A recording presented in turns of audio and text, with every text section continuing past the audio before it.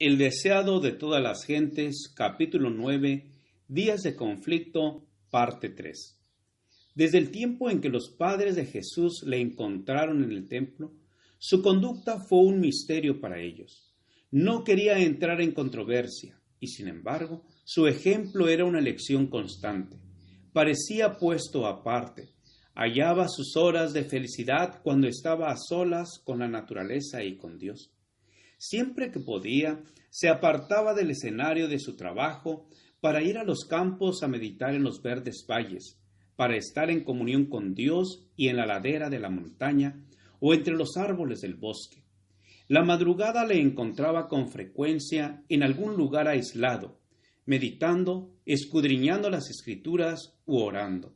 De estas horas de quietud, volvía a su casa para reanudar sus deberes y para dar un ejemplo de trabajo paciente. La vida de Cristo estaba señalada por el respeto y el amor hacia su madre. María creía en su corazón que el santo niño nacido de ella era el Mesías prometido desde hacía tanto tiempo, y sin embargo, no se atrevía a expresar su fe. Durante toda su vida terrenal compartió sus sufrimientos. Presenció con pesar las pruebas que a él impuestas en su niñez y juventud. Por justificar lo que ella sabía ser correcto en su conducta, ella misma se veía en situaciones penosas. Consideraba que las relaciones del hogar y el tierno cuidado de la madre sobre sus hijos eran de vital importancia en la formación del carácter. Los hijos y las hijas de José sabían esto, y apelando a su ansiedad, trataban de corregir las prácticas de Jesús de acuerdo con su propia norma. María hablaba con frecuencia con Jesús y le instaba a conformarse a las costumbres de los rabinos, pero no podía persuadirle a cambiar sus hábitos de contemplar las obras de Dios y tratar de aliviar el sufrimiento de los hombres y aún de los animales. Cuando los sacerdotes y maestros pedían la ayuda de María para dominar a Jesús, ella se sentía muy afligida, pero su corazón se apaciguaba cuando él presentaba las declaraciones de la Escritura que sostenían sus prácticas.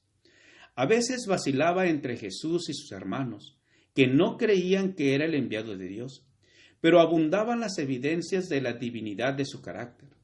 Lo veía sacrificarse en beneficio de los demás. Su presencia introducía una atmósfera más pura en el hogar y su vida obraba como levadura entre los elementos de la sociedad. Inocente e inmaculado, andaba entre los irreflexivos, los toscos y los descorteses, entre los deshonestos publicanos, los temerarios pródigos, los injustos samaritanos, los soldados paganos, los rudos campesinos y la turba mixta. Pronunciaba una palabra de simpatía aquí y otra allí, y al ver a los hombres cansados y sin embargo obligados a llevar pesadas cargas, compartía sus cargas y le repetía las lecciones que había aprendido en la naturaleza acerca del amor, la bondad y la benignidad de Dios. Enseñaba a todos a considerarse dotados de talentos preciosos, que si los empleaban debidamente, les granjearían riquezas eternas. Arrancaba toda vanidad de la vida y por su propio ejemplo enseñaba que todo momento del tiempo está cargado de resultados eternos, que ha de apreciarse como un tesoro y emplearse con propósitos santos. No pasaba por alto a ningún ser humano como indigno, sino que procuraba aplicar a cada alma el remedio salvador. En cualquier compañía donde se encontrase, presentaba una lección apropiada al momento y las circunstancias. Procuraba inspirar esperanza a los más toscos y menos promisorios, presentándoles la seguridad de que podían llegar a ser sin culpa e inocentes, y adquirir un carácter que los revelase como hijos de Dios. Con frecuencia se encontraba con aquellos que habían caído bajo el dominio de Satanás y no tenían fuerza para escapar de su lazo. A una persona tal, desalentada, enferma, tentada y caída, Jesús dirigía palabras de la más tierna compasión, palabras que eran necesarias y podían ser comprendidas. A otros encontraba que estaban luchando mano a mano con el adversario de las almas.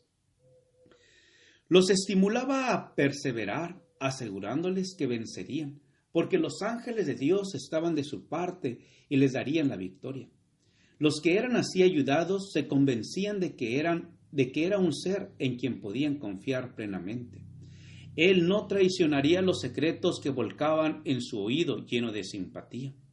Jesús sanaba el cuerpo tanto como el alma. Se interesaba en toda forma de sufrimiento que llegase a su conocimiento. Y para todo doliente a quien aliviaba, sus palabras bondadosas eran como un bálsamo suavizador. Nadie podía decir que había realizado un milagro, pero una virtud, la fuerza sanadora del amor, emanaba de él hacia los enfermos y angustiados. Así, en una forma discreta, obraba por la gente desde su misma niñez. Esa fue la razón por la cual después que comenzó su ministerio público, tantos le escucharon gustosamente.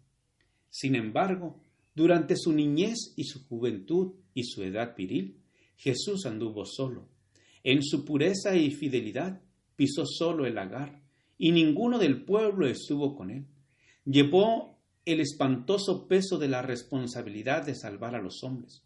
Sabía que a menos que hubiese un cambio definido en los principios y los propósitos de la familia humana, todos se perderían.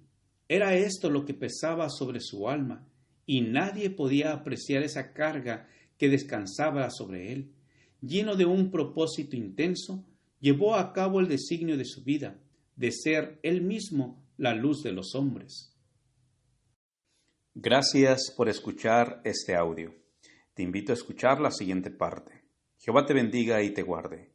Con aprecio, Pastor Juan Manuel Flores Espinosa.